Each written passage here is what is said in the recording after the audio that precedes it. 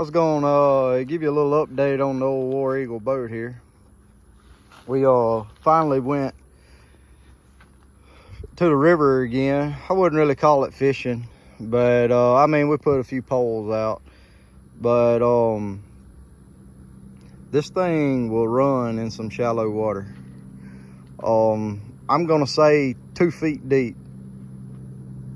My graph would say 0.8, 0.7, and before my motor would hit the dirt. Now we would kick it up and all, you know, but this thing here, I don't know if you can see the water line or not, but the water line is right in here, and back here it's the boat sort of rides right in here in the water.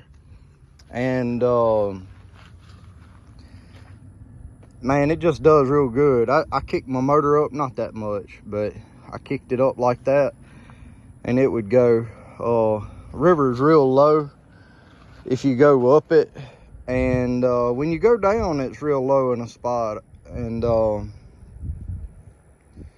but like I said, my depth finder hit about 0.8, 0.9 feet, and I just turned around. Like, I never beached it. It was still floating and all that.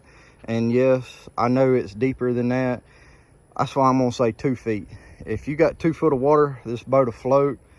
If you don't have this big heavy engine on it, this thing will float and no telling what, you know. And that was 2 of us sitting back here in the back. I'm gonna say 375 pounds or so probably in the boat, something like that. 350, 375. And plus, you know, ice chest full of ice, and I had another one full of drinks and stuff like that, you know, several things like that. A bait bucket. We probably had, saying 350, I don't guess would be right, probably 400 pounds in here. But just us two was probably 350 or so.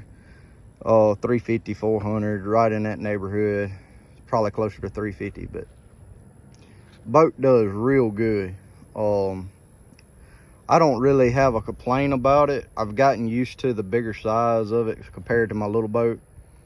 Done good. I will say, I don't know what happened to this little light. I knew it was broke from before, but it finished breaking on off. I guess it wasn't made good. It had somehow it broke. I've never broke one of these, but we got them on here. They do real good.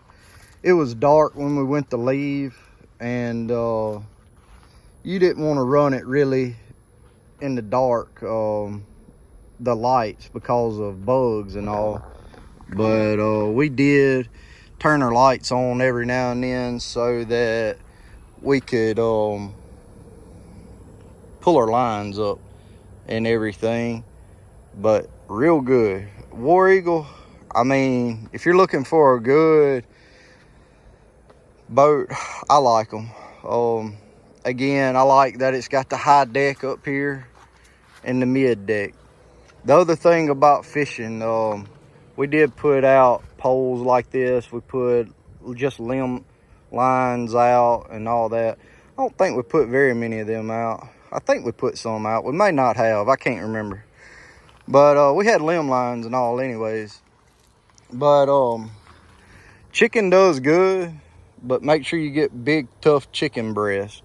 Chicken tenders do not work. They'll knock it off. We put 10, 15 lines out. We caught nothing and no bait was left on it. Chicken tenders are just too tender.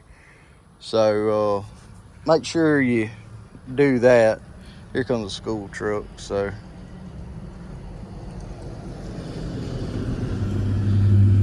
but it did good. The Bimini top did good. You can ride with it up. I wouldn't really recommend it if you're going to be doing 70 like me down the 4-lane and all. That's why we laid it down, because it shook a good bit and it's got plastic feet on it.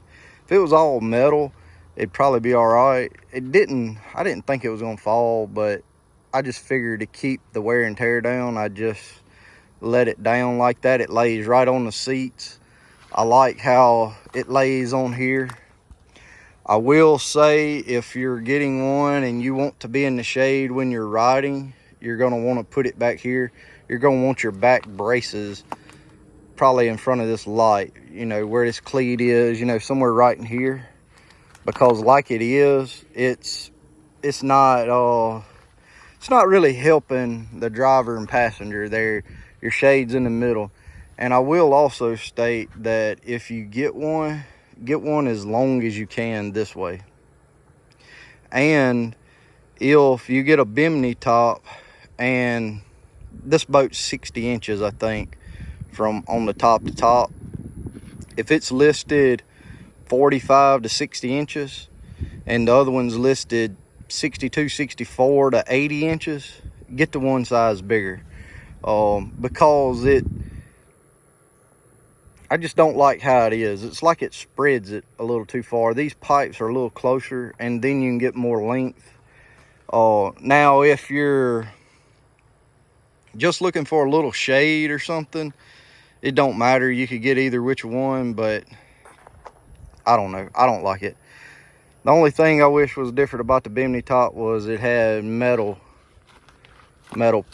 cleats or whatever you want to call this on there.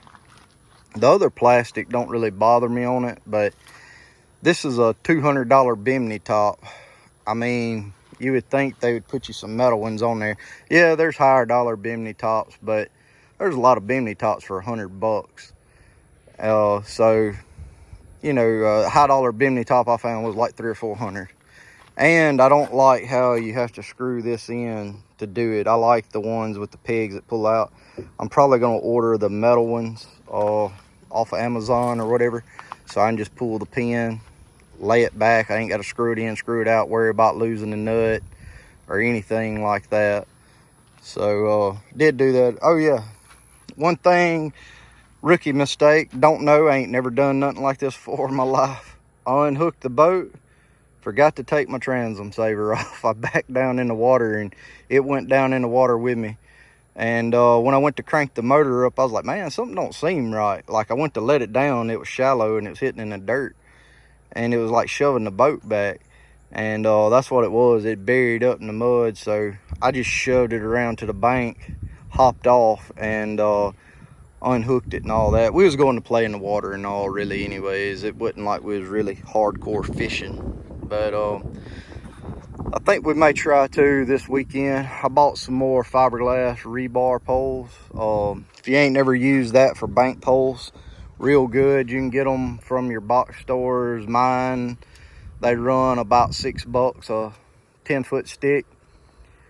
I got a video on how to rig them up. I just take and tie me a big loop about 12 inches long, you know, tie a knot in it, and then I sort of wrap it around the end of the pole with a loop knot, with the knot up high, and electrical tape it.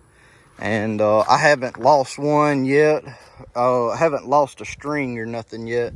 You may need to redo your electrical tape every year or two if you leave it out in the weather, but man, I ain't had a problem with it.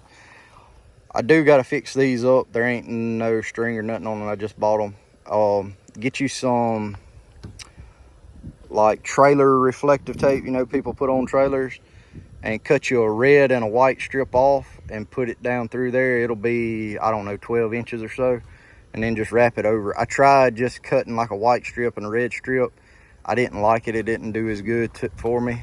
So piece of advice there, you want it at least 12 feet long. You can see these glowing from a long ways. Just 1 2-inch piece, 6 inches long, you can't see as good as far. You can see it when you get close, but not when you're far off. But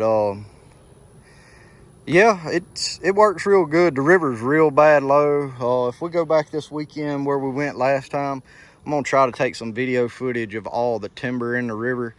It is a flathead fisherman's dream. There's just so much timber. It is, you probably can't go 300 or 400 yards without there being a pile of trees and all in it. So you know there's flatheads and all in there. Just awesome habitat in this river. And but you know, the river's down. I don't really care to catch a lot of fish this time of the year. It's so hot. But I think we're gonna go back, and I'm probably gonna take just chicken again. If we go up there, we may go in a little boat and go to the little river up here. If we do that, we'll try to be more serious fishermen and catch more. But we're gonna take more green poles and put out. What I like about the little river, it's the same river, but just where it's smaller at. What I like about up here is I can be to it in 15-20 minutes, where if I go down to where it's bigger, it takes 30-40 minutes. Then you gotta lug this big old boat down there and all that, you know, and you can't run it. So the whole time we was down there, I don't think I got over 5 or 8 miles an hour, because I was scared I was gonna hit something. I don't want to tear the foot off my motor. But anyways, that's a little fishing update. I'm gonna, as soon as it cools off, I'm gonna have more. We was wanting to go camping and all this weekend. Last weekend it felt so good. We wish we'd have brought our camping stuff and camp. But if it's gonna be cool, we're gonna camp. If it's not cool, we're just gonna go down and come back. But anyways, we'll see y'all in the next video.